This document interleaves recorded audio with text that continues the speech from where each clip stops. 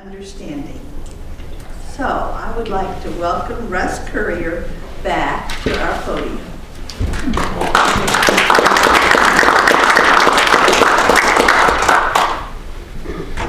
Oh man, this is a kind of a semi-scripted talk. Thanks, Donna. I got that right here on my script. Thank you, Donna, for that kind introduction. You assumed it would be? Yeah, I assumed it would be.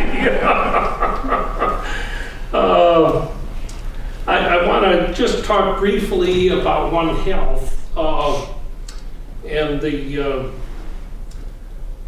let's see, and those concepts. But before I even get into that, if you want some nice reading material, I've displayed a book called Zobiquity there on that center table. And I got interested in that book when I have a subscription to the Sunday New York Times. The Week in Review section had the front page of that section, 2/3 of it was on this book, and then it continued inside and it was 2 full pages by Barbara Madison Horowitz and Catherine Bowers. One of them must have dated the editor there or something in years past or something because they just went whole hog on that thing, and it's very, very good. I've met these gals on several occasions, and they're delightful and very accomplished, and you'll get a whole concept of one medicine, you might say, or one health. And she's just one of a few other key physicians that are working in that area. Let's talk just a little bit about One Health. A lot of people have a very narrow view of this and think it's just zoonotic disease, which is somewhere on here. Let me see. Well, it doesn't make any difference, but it really embraces all the major disciplines. Now includes environmental health and plant health, and it's incredibly important that if something happens in one area, it's going to impact on others. So that comes to mind with one of the leaders in this movement, another physician, along with Barbara Madison Horowitz, who I mentioned there, is Laura Kahn, who's just published a book in the last year on antimicrobials in livestock production. So that's I see zoonotic infections here now. So I mean, it's a big concept, and it's bigger than just zoonotic disease, let me say, and it even brings in evolutionary concepts, and it calls for interdisciplinary investigations and cooperation. So that just gives you some idea of that. Now, one of the things I want to inform you about is that this one medicine thing, it goes back for hundreds of years. And you might say it peaked in about the 19th century. There was a lot of collaboration between physicians and veterinarians. Many physicians were on the staff at veterinary colleges. In fact, the first veterinary college established in 1761 was staffed entirely by physicians. So, and it's kind of had a resurrection in just the last quarter century. But the most depressing minimal amount of effort in this area was actually in the interwar period of the first half of the 20th century, from about 1915 through 1945. There were 2 exceptions to that. 2 exceptions. And here is the first of those 2. This is Frederick Meyer. He was a veterinarian that was educated in Switzerland, and he accomplished just a number of major things. This is just a short list. It goes on, and he was, it's been said that if it wasn't for World War II, he probably would have been nominated for the Nobel Prize. So he was quite the guy. And you notice that there's MD after his name. We'll get to that in a minute. If you want some reviews, and I think these slides are accessible through Donna or somewhere, a nice bio was written by him for the National Academy of Sciences by Albert Sabin of polio vaccine fame. And there's a couple short and more recent pieces by Pospechol and Königsbaum, if I got that right, in the last few years on him. Just a remarkable person. And it led to the awarding the Lasker Award, which we'll talk about. But he was an incredible guy. And you know, he got into trouble during World War II. He was from the German part of Switzerland. And he had a heavy German accent. And he came under suspicion, you know, during the McCarthy era and what have you. He lost his security clearance and what have you. So with that approaching, he had gotten an honorary MD degree from the College of Medical Evangelists in Loma Linda, California, for his work on saving the canning industry of California from botulism, especially for olives and mushrooms. And so, in summary here, this is in bold type, Meyer was a veterinarian who masqueraded as a physician. The second person is the topic of today's lecture, and he was a physician who masqueraded as a veterinarian. Just a remarkable person. He was born December 25th. Of course, we all recognize that, don't we, as Christmas Day. And I would like to read a paragraph very quickly from his daughter's term paper in high school in 1952, largely dictated by Dr. Shope. Christmas Eve night of the year 1901 was cold and snowy outside, but inside the Shope house at Riverview Street, Des Moines, Iowa, all was warm and cozy. There was a blazing fire in the old fireplace, but the only two taking advantage of it were Dr. Charles Cornelius Shope, prominent physician in Des Moines, and Julia Anderson, the maid. Both were quite nervous, though, for Mrs. Mary Hass Shope was expected to bear her first child that night. At 5 o'clock in the morning of December 25th, Dr. Walston, the family doctor, appeared and announced that the Shope's first child was a long, skinny boy. A few days later, Dr. Walston, who examined Richard Edwin, said that he was jaundiced and would probably not live. However, Richard did pull through, and at 5 months he weighed 17 pounds. He began to walk at the age of 9.5 months. So that's a little bit about his birth. He went up to Iowa State College to enroll in a course in forestry, but the office was closed. So, and this is true, he hopped a freight train for Iowa City and enrolled in pre-medical studies here, and became quite the medical student. There he is as a student athlete, both in varsity football and for track and field. He ran the 440 and the hurdles, and did quite well in those areas. He entered the college after 2 years of pre-med. This is also his daughter Nancy's term paper. While in medical school, he was expelled for writing a makeup example in physical chemistry for a classmate. His period of expulsion lasted for his Christmas vacation, so that the only actual penalty turned out to be a failure in the course, despite straight A grades throughout the semester. He was also made ineligible for 1 year from competing in football and track. Furthermore, he was required to make up his course in physical chemistry during the summer between his freshman and sophomore years. The remainder of his medical school career was without serious consequence. His grades were good, and in his senior year, he was elected to Alpha Omega Alpha, the honorary medical fraternity. He was also chosen president of his senior class and overall University of Iowa president. So he was quite the man. One of the things that he had to do, he was about 16, maybe going on 17 when he got here.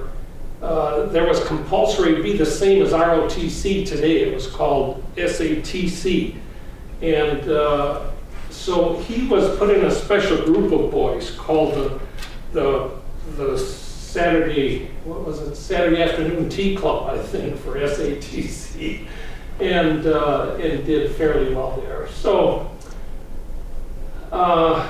and in the year 1918, which includes this period, of course, several of those boys in that quasi-military group died from the influenza. So it was pretty serious stuff. He remained in Iowa. It's been said that medical schools are monsters that devour their own young. that was particularly true here in Iowa, because he immediately went on staff here and taught pharmacology and did research on tuberculosis.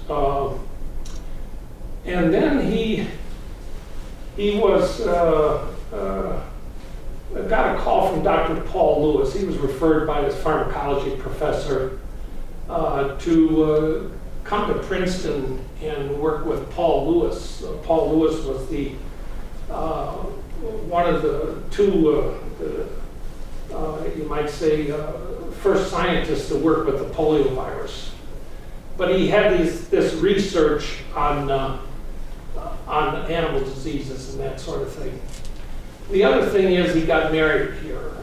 He married a Helen Ellis of Lineville, Iowa, whose father was a physician. And actually, Richard Shope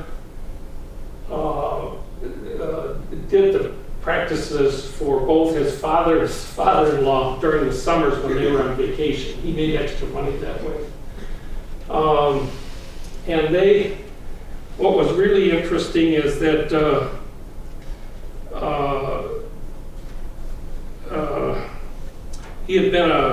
he met his wife it was raining hard, and she'd come to the overhang on their rooming house, and he thought it was his girlfriend at the time. And so he went out and realized it wasn't, but he obviously liked what he saw. He asked her out the following Saturday, and 7 months later they were married. And then they took that big trip east. That trip took 8 days in that $35 jalopy.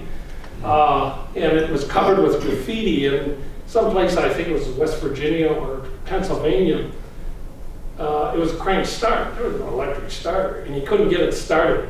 And a crowd of spectators came around there and watched that, and they said, well, it says here, painted right on your car to shake before starting. So he shook the car, and a quarter of a turn later, it took off. So that things improved after that. So as he was working on hog cholera at that time, Dr. Charles Murray, a professor over at Ames, asked him, why don't you look into something we don't know anything about, hog flu? And Shope realized that if he could find the cause of hog flu, it might be the answer to human flu too. And he received assistance from a practicing veterinarian here in Iowa City, Dr. Fred Crow. And the whole thing about the swine connection was very controversial. The Cedar Rapids had a national swine show last few days of September, early October, and there had been influenza-like illness in west central Illinois in August. Well, when you bring all these pigs in, lo and behold, it really took off. And this show was actually shut down early because of that. At any rate, the fellow by Dr. Cohen, this is actually on two sides, he says, I have no apologies to offer of my diagnosis of flu. Last fall, we were confronted with a new condition, if not a new disease. This was never in swine textbooks. I believe I have as much to support this diagnosis in pigs as physicians have to support a similar diagnosis in man. The similarity of the epidemic among people and epizootic among pigs was so close, the reports so frequent, that the outbreak in the family would be followed immediately by an outbreak among the hogs. Striking coincidence. It looked like flu, it presented identical symptoms of flu, it terminated like flu, until proved it was not flu. I shall stand by that diagnosis. And that statement is in every review paper on the history of influenza, but it's very, very good. So Shope had a natural interest in that. Before we go on, I want to talk just briefly about Theobald Smith, because he was at the Rockefeller Center heading up this research in the final years of his long and productive career. But he worked originally, he was a physician that originally worked for the Bureau of Animal Industry in the U.S. Department of Agriculture. And he headed up the team under Daniel Salmon, that's who the genus Salmonella is named after, to look at Texas cattle fever. And this was needed a lot of work, and it was spreading, and it was a major problem with livestock production. And he worked with another veterinarian by Fred Kilborn and Cooper Curtis, who was both a veterinarian and a physician and a crackerjack parasitologist. But they had worked out that indeed it was tick transmitted. It was a protozoan by the name of Babesia bigemina. Boy, I have some trouble with these. And it was transmitted by a tick called Boophilus annulatus. But this, I think, came out at around 1892, this report. And this opened up the whole field of inquiry of thinking about arthropods as vectoring disease. And so the work on malaria, Walter Reed on yellow fever and his team, and on plague, on being flea transmitted, was enabled by this. So this was really groundbreaking work. And that veterinary laboratory at the Bureau of Animal Industry was so effective that the U.S. Public Health Service Marine Hospital said, we need a laboratory too. They patented it after the one in agriculture.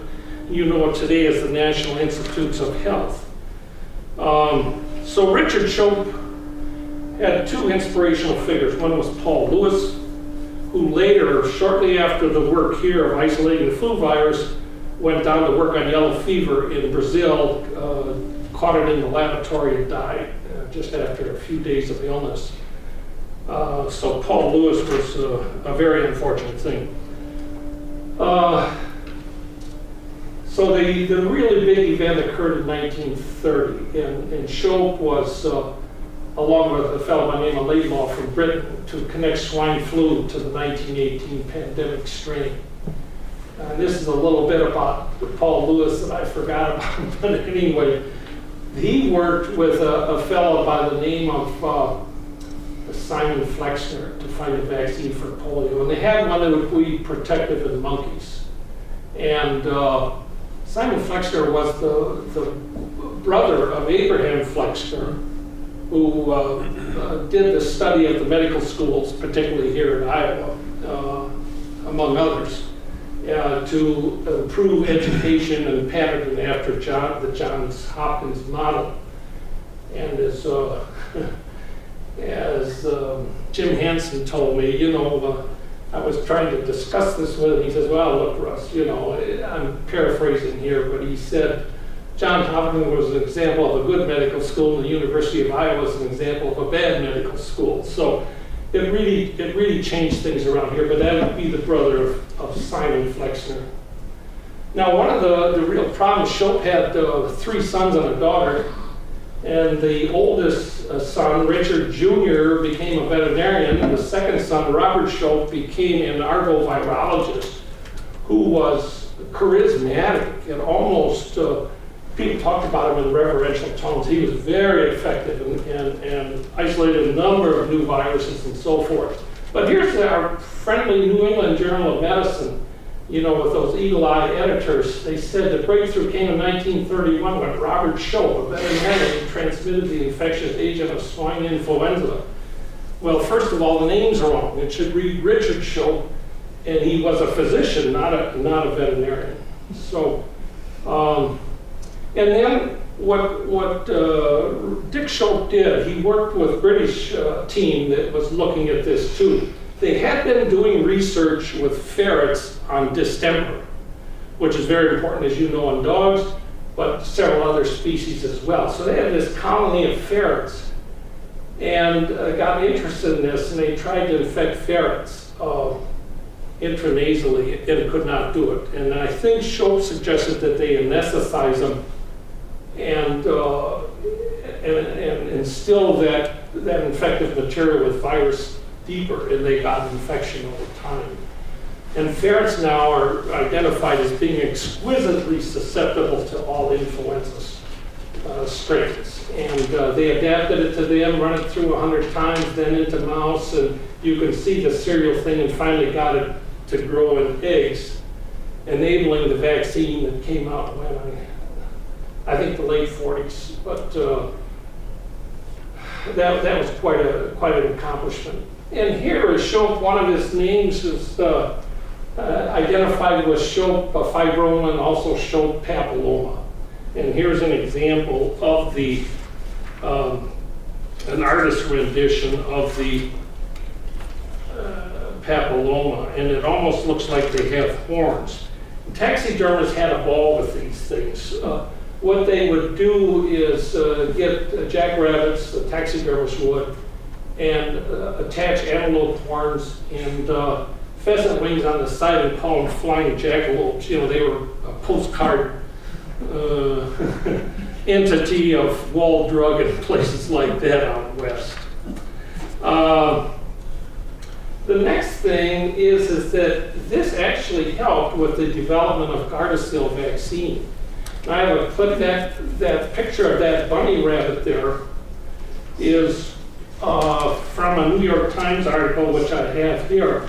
And I'll just read you the first two sentences. It says, nuns and Jews, cowwarts and rabbit horns. The common link, they are all crucial elements in the search for the world's newest vaccine.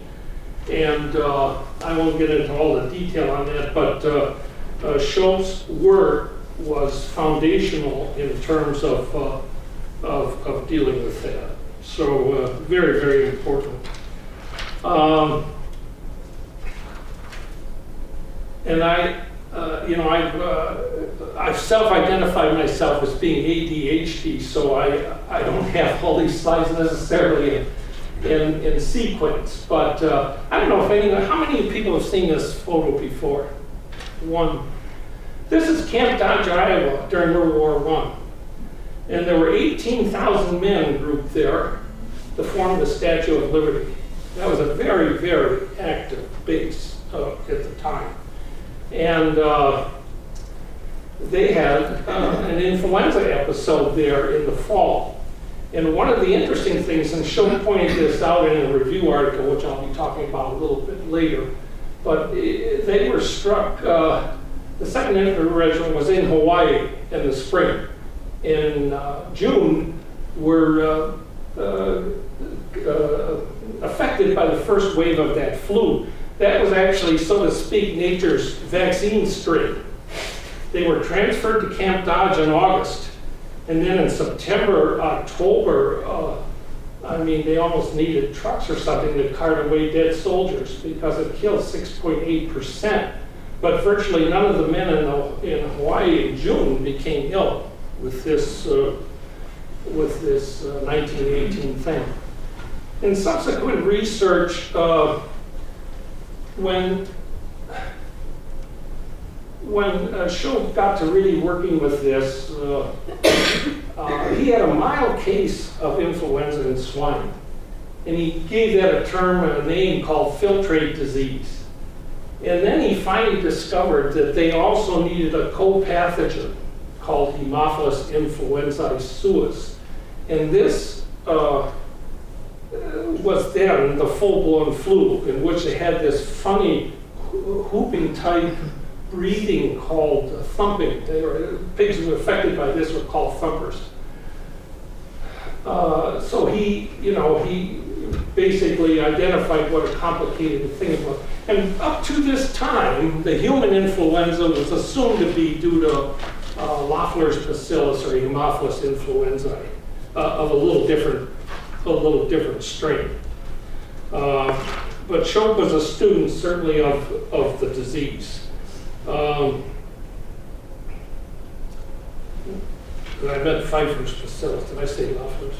Pfeiffer's, yeah, I got that wrong. So anyway,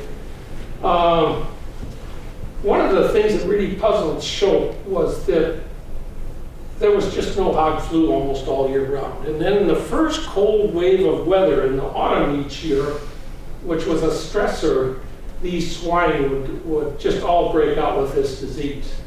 So how did it occur? How did it maintain itself? And this is where he went down somewhat of a controversial thing. And he postulated that lungworms that swine are affected by, lay eggs in small bronchioles that are coughed up and swallowed, go out with the feces, and the eggs are consumed by earthworms. And later the worms are eaten by pigs. Delicacy for them, and pass through the stomach into the, and then they come out. They go through 3 stages in the worm, earthworm, and 2 stages in the swine as they're migrating back to the respiratory system to complete the cycle. This cycle was never fully confirmed, and I, for some reason, put this in to show this basically. It's kind of a gross, transparent look at pigs. And he postulated that the virus went into an occult state or mask state that's sometimes used, where you can't isolate it no matter how many earthworms you grind up. Well, Christopher Andrews, who isolated the first human influenza virus, and he and Shope became just very good friends. And they traveled back and forth across the ocean to see each other. In fact, Shope took him up to Woman Lake, Minnesota, where his family's cabin is, and worked with those. Anyway, Andrews and co-investigators Smith, Wilson, and Laidlaw were later knighted for this accomplishment. In those years, too, Shope basically said that the human and swine influenza were remarkably the same and had a linkage.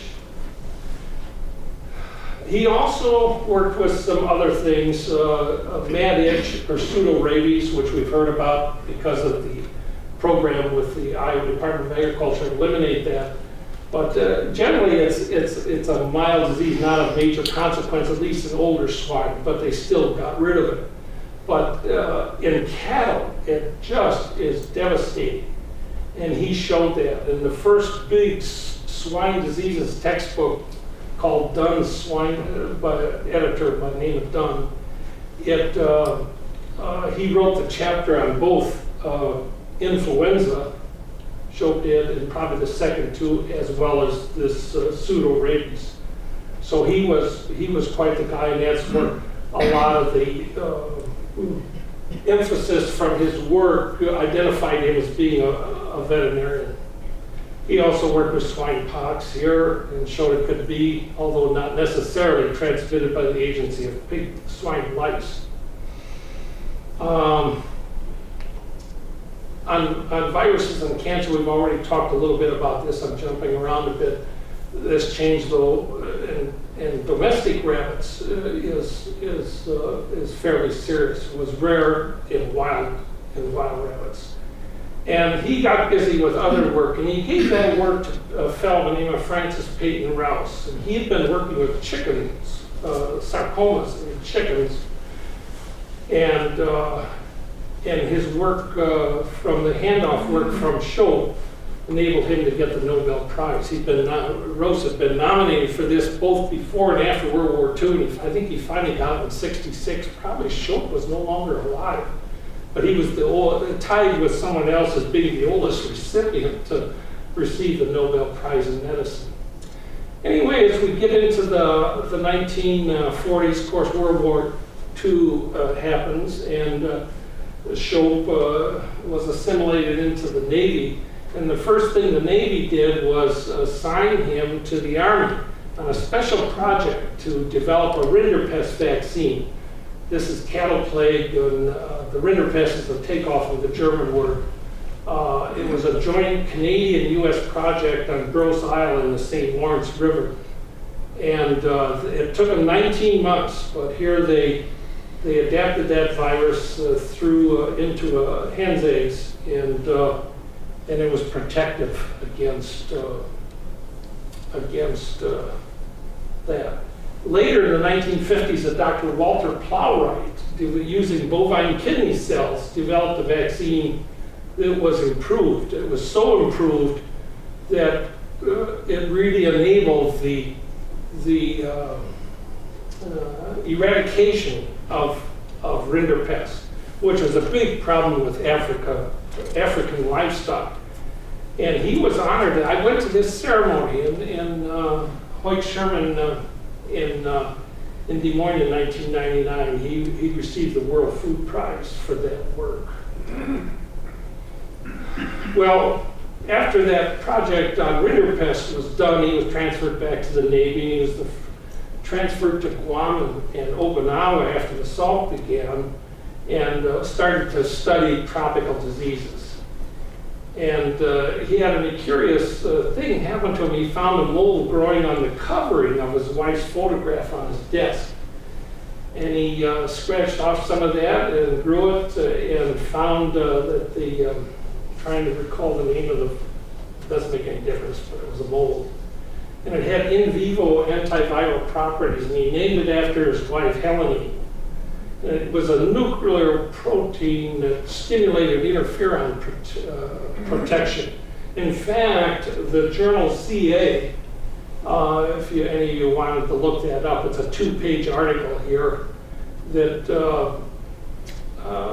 talks about that. And there was an interesting quote. Got to find it, of course, here, because I'm getting off script. Here's the paragraph from it. Dr. Shope's discovery of helamine and its antiviral effects might be considered an accident, but for the creative mind, discovery is never completely an accident. It is the mind which finds the significance in the insignificant, mystery in the commonplace. A scientific achievement is in reality the next logical step in the never-ending process of adding one new observation to another, building on those that have been made before.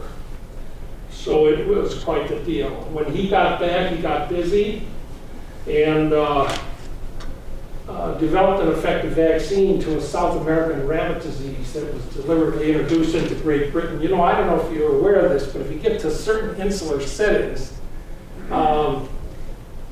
rabbits just take off. We all think of Australia, but when I was in the Army, I went to Puget Sound on exercises to, what do they call those islands in Puget Sound? I can't remember, but... San Juan.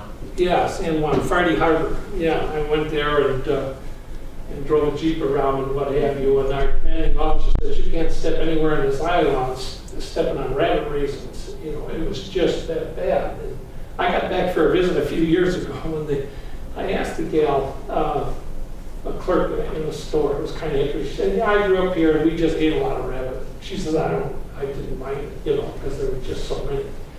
But when they start burrowing into fields, and that's like gophers in southern Minnesota, you know, it can affect farm equipment and what have you. Well, this virus got into France, where they had domestic rabbitries for food use, meat production. And the vaccine that he developed for this actually saved the French rabbit industry. He also, in the 1950s, isolated a second benign tumor virus. He also was the first to isolate and identify the hemorrhagic disease virus of deer. And in our southern counties every year, especially if it's a hot, semi-dry year, hemorrhagic, and the flies just come out and harass the heck out of deer. They get this disease, and it's very often fatal. Really, really bad news. So he had really worked across the board. So later, when Rockefeller closed the Princeton branch, and he had a little gentleman's farm there, he decided to leave and go to work for Merck in New Jersey. That did not last long. So he returned to Rockefeller in Manhattan, and he rented a room right across from the Institute and lived that way. He later died from a pulmonary fibroma in 1966. And during his lifetime, he had two serious illnesses. One is lymphocytic chorionic meningitis, which would be a small rodent type disease, and also eastern equine encephalitis. That's not one I ever want to get. The human fatality rate, I believe, is 40 to 50% for eastern equine. So he had plenty of neurons, so maybe lost a few on that. But anyway, I'm sure it wasn't a pleasant experience. If you want to embellish yourself with some readings, in the wake of the 1957 Asian flu. He wrote a review paper and he focused on 3 pandemics, and in his introductory paragraphs, he discusses a little bit about the Asian flu, but he talks about the 19th episode and a couple in the 19th century. And that many articles in that issue are dedicated to that Asian flu, which, if you don't know, was seeded into the United States of America from Grinnell, Iowa. The Presbyterian Youth Camp had a big conference there with over 1,700 people, and it was written up by me in Veterinary Heritage. So get yourself a copy of this. I gotta plug myself here, I'm sorry. At any rate, what happened is a student from Davis went to a state conference, Presbyterian, I guess, you just can't trust those Calvinists. But anyway, he had flu, and so he got there, and it just spread like wildfire. And several of those teenagers were hospitalized in Grinnell. And then everyone got on the buses, a few cars, and trains, and fanned out over the rest of the country. That was in June. And what they did was infect their siblings when they got home, who then went to Valley Forge, where 58,000 youngsters were at the Boy Scout National Jamboree. And that seeded the virus into the U.S. in really by August and early September. It actually peaked in October. So by the time they got the vaccine and got ready to go, hell, it was too late. It didn't do any good. So that's reviewed in subsequent papers or in the Iowa Heritage thing, if you'd care to take a look at it. Sir Christopher Andrews was very close to Dick Shope. And they did part company on the Lungworm Theory. He made the comment, look, Dick, basically the earthworm, Alabiflora, is not native to North America, and neither were pigs. And the swine virus just evolved, and almost overnight you're saying by evolution that these 3 are linked in a complex cycle. He just couldn't believe it. And Dick Shope had given him a can of earthworms to take back to England, and he couldn't infect pigs there with them. So it was controversial, but I can say with a fair degree of confidence that Dr. Shope adhered to that theory.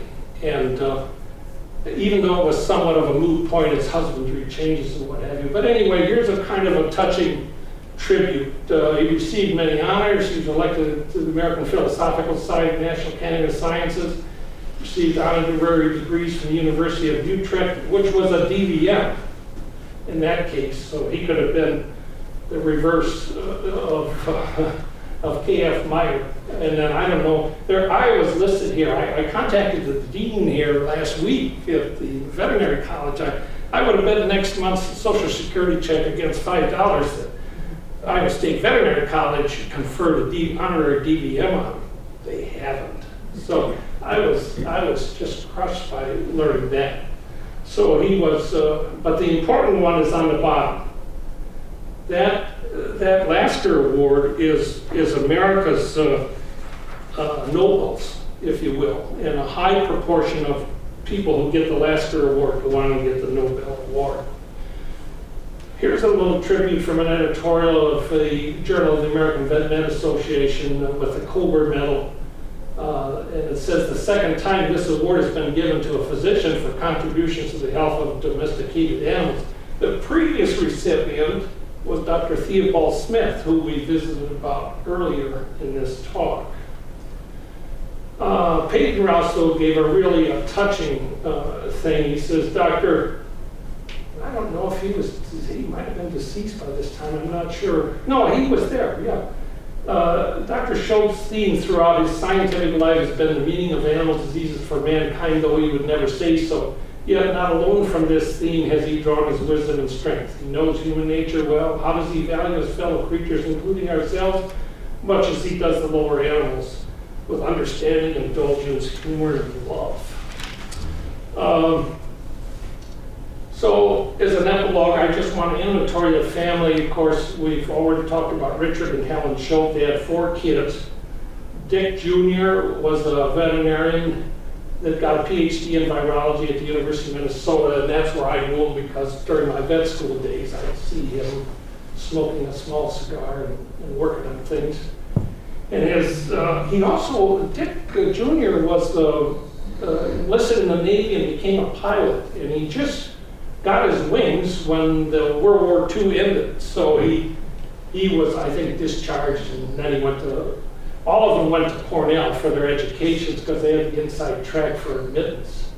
And then Robert, who, like I say, he was a charismatic figure with arbovirus. I mean, people talk in reverential tones about him, and he really was an incredible arbovirologist. And sadly, both of them are deceased. And Robert pretty much had pulmonary fibroma like his dad, and it somewhat affected Dick Jr., but he was of course older. The youngest of the family was Tom, the baby. He was an academic pediatrician. He went through the CDC EIS program about the same time I did. I think it was after me, but he's did his whole career in pediatric infectious disease with emphasis in virology. So that DNA from his daddy went into those 3 people. And Nancy was the equestrian wife of the cattle rancher and lived happily ever after. Here's the family. I was going to get this photoshopped out, but that's a neighbor girl. So, and I decided, oh heck, leave her in there. But this is the Shope family about 1948, 49. But this is Nancy Shope, who gave me a lot of information. And this is Dick Shope's mother, Mary. And this is Dick Jr., a very tall guy. And that's Helen. And this is the baby of the family, Tom, who was that infamous pediatrician in Ann Arbor. And that's Robert, the very distinguished, and I think he even had a lung transplant at the end, but it just didn't work out. And there is Dick Shope himself. And there's me with Dick Jr. We had gone to the Lexington restaurant, a good place to eat. It's been closed a few years, but I heard it's reopening at Grand Avenue in Lexington and St. Paul.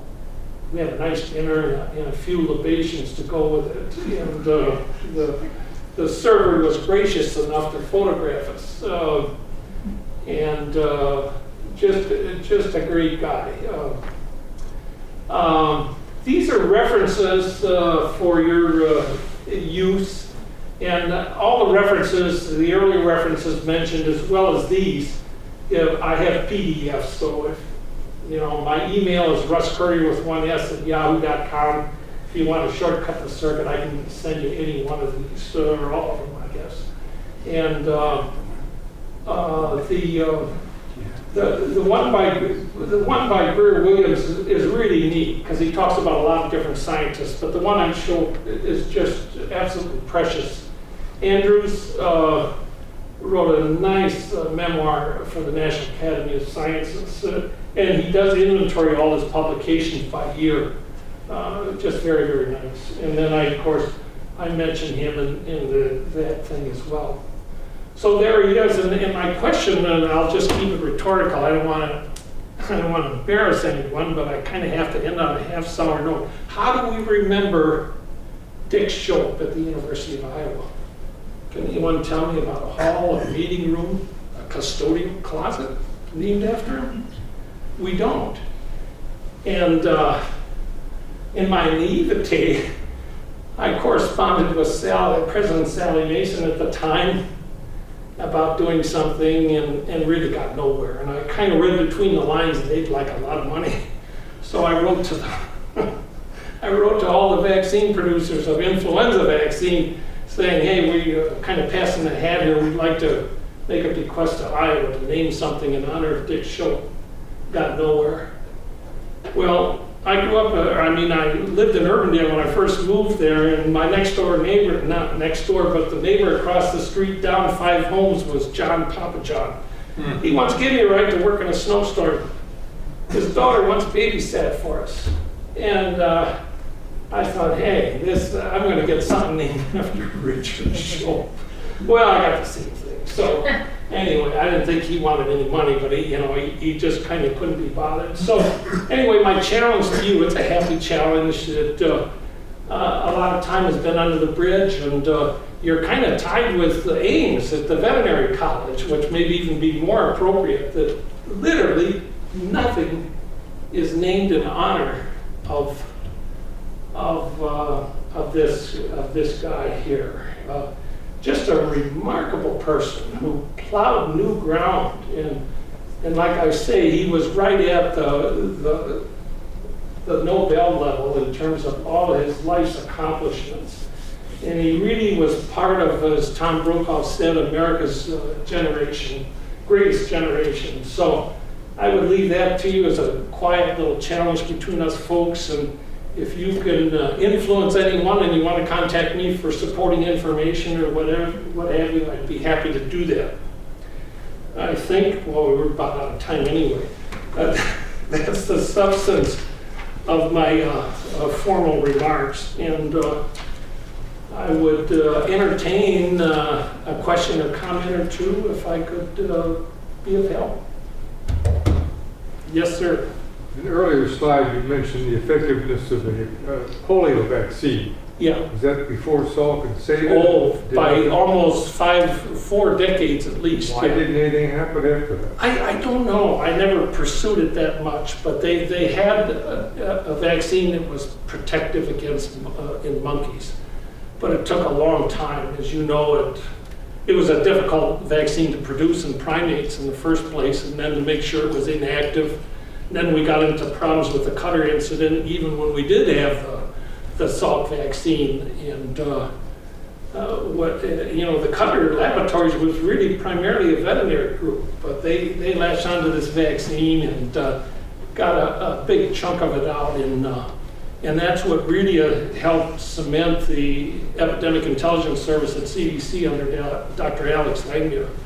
But I don't know what the problem was. And I would also say, in terms of these memoirs, the one by Sabin comes to mind. It really should be called the Kaprowski vaccine, but Sabin was old school, quote unquote, and they let him get the glory because these guys didn't want to be bothered with the press and everything. But to Sabin's credit, he wrote a very touching memoir of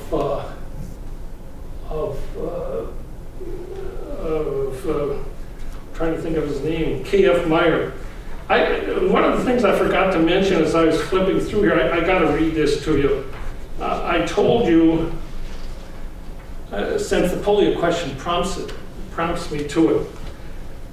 This is a quote from Kaprowski, who wrote this chapter on polio, but also edited a book entitled Microbe Hunters Then and Now. This is on page 146, one short paragraph. An immunization trial, this is polio, of children in Sonoma Valley, California was made possible through active collaboration of Carl F. Meyer, director of the George Williams Hooper Foundation at the University of California. An eminent authority in infectious disease, Meyer had a veterinary degree from the University of Zurich and an honorary degree from the College of Medical Evangelists in Loma Linda. He liked to use his MD title, and I told you the rationale for that, and once after presenting the results of our polio trials in California, a not very friendly member of the audience asked him, quote, "Is it true, Dr. Meyer, that you are a veterinarian and not an MD?"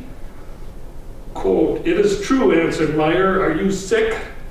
That ended the exchange. I forgot that. Anyhow, boy, oh, yes, sir. Yeah. Your slide said that he had honorary degrees and it listed a number of places. It said Iowa.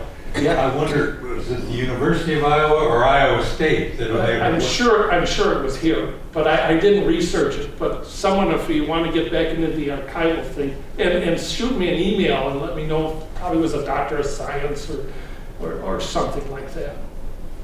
But you get into these talks, and I've had a horrendous week where I'm doing other work too, so I just couldn't nail down every detail. But that was one I actually thought of, oh, I should Google that in Iowa, but I really didn't, and apologize for that. But this is, in terms of great American scientists, this guy here was a giant. And when you figure out what he accomplished, and Dick Shope, like K.F. Meyer, were not desk-type scientists or bench-type scientists. They got out in the field. And one time to get a horse's head, and I think that was his first diagnosis of Western equine encephalitis. There was a horse ailing, and it wasn't going to make it anyway. And he wanted to buy the horse from the farmer and euthanize it and remove its head. And he wouldn't agree to it. And he was talking to the farmer's wife, and he said, when you go to bed tonight, he goes to sleep, raise the shade there was some signal he worked out with her. As soon as that happened, and he was smoking his pipe hiding out there in the ditch or something, he went in and I think he gave strychnine or something to that horse, removed its head, threw it in the gunny sack, and took it back to San Francisco. That was the type of guy KF was. And he was the same way. He just had to be up to his elbows in public guts on pigs and stuff like that, and working, getting samples. A good example, I talked to an old professor yesterday in Ames who said he was a graduate student. This was about 49 or 1950. And there was a hot summer in Iowa, and there was a muskrat die-off. And he was in the diagnostic lab on a Saturday, the only guy. It was just quiet. And he was taking apart doing a necropsy on this muskrat. And in walks this tall, well-dressed guy, and who identified himself as Richard Shope. And he knew, of course, who he was. I mean, at that point, he knew who he was. And he said, do you mind if I look over your shoulder? And he said, no. So there were some liver lesions there. And he says, this is from Bill Schweitzer, the veterinarian I'm talking about. He wanted samples of that liver. Do you mind if I take some samples and take it back, and I'll give you a report? Which he did. And there was some factor, I don't fully understand it, but it actually helped out later on with Legionnaire's diagnosis.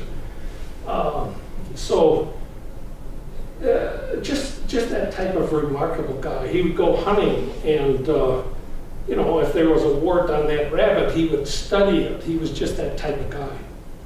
This was a family that subsisted on two big things, the Shope family. One was wild game, and the other was laboratory pork.